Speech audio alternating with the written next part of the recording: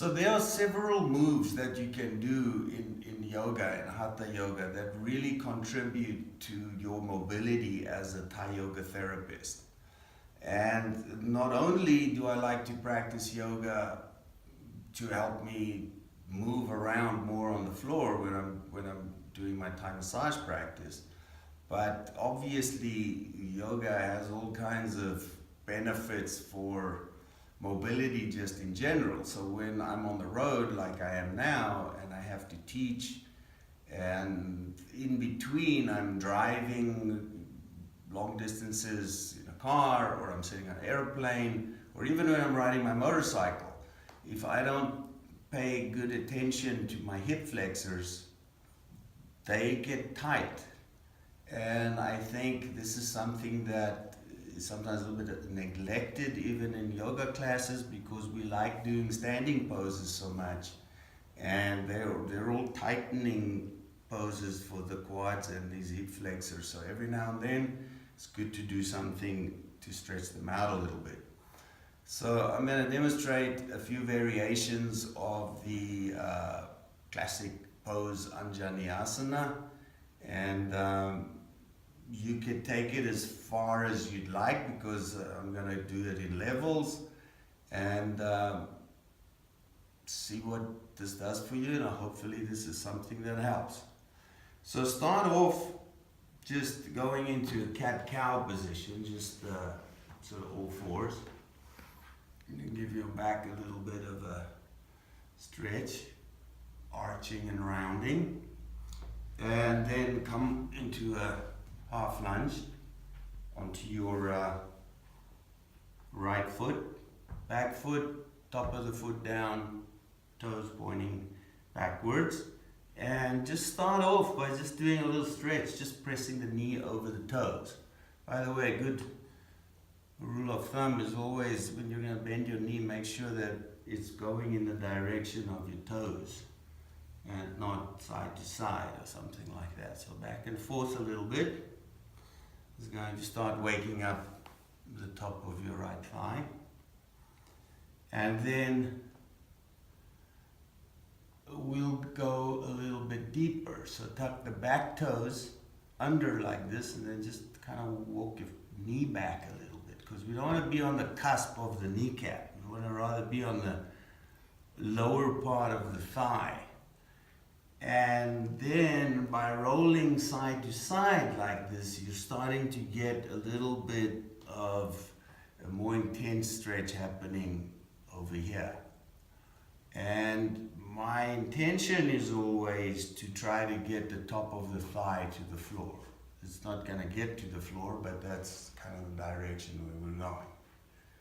So moving up a little bit more towards the full pose, I put forearms on the thigh, and this is a nice stable pose. So if my balance isn't feeling that good, I can still get the benefits of the stretch, but I'm not fully extended. And taking it a little bit further, it's going to be a little bit deeper.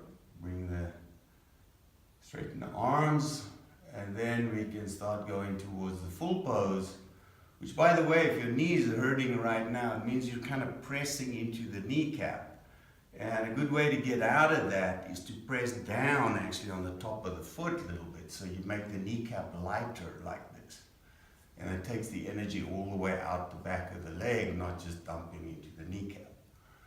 And then we can go into the full pose. So Anjaneyasana, bring your arms up, curl the body back while leaning forward into the right knee. And then from there we could go even a little bit further. So since I want to get my knee going in that direction now, turn the toes 45 degrees, or my foot 45 degrees, and go down onto the left forearm and gently start pressing the knee out a little bit. This will give you a bit of a hip opener as well. And it's fine to allow the inside of the foot to come up, That helps keep your knee from tweaking. And work it gently, of course, with the breath. Inhale, exhale, keep a nice ebb and flow going. From here, we can deepen it slightly by putting both forearms on the floor. So, got the right arm now as well as the left, and really starting to feel that hip flexor stretch in the front of my left leg. A little bit deeper, and actually tuck the back toes under and then lift the back knee off the floor. And now we're energizing and actually sending some muscular energy down that leg. And move around a little bit here, hold the pose for a bit. And then if you would like to go even a little bit more intense with this, I like to bring the back foot up. Now, a good idea here is to flex your back foot, because otherwise you might get little Charlie horse in the back of your hamstring on the left side. And then take it even further.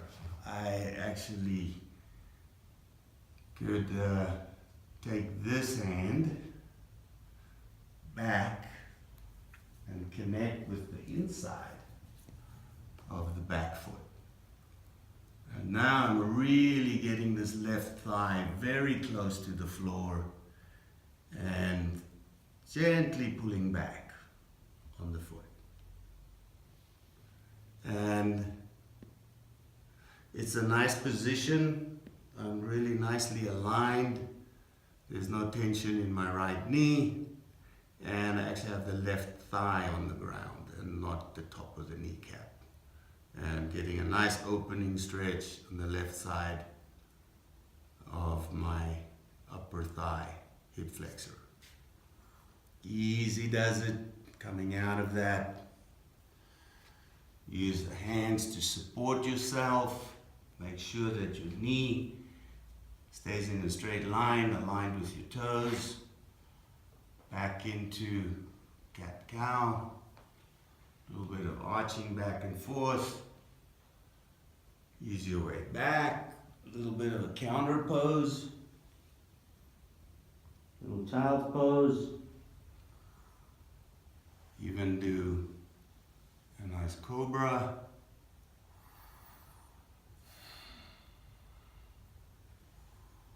Back to all fours. And there we go with the other side. Left foot up, and repeat the process on the other side. Namaste. I hope that helped.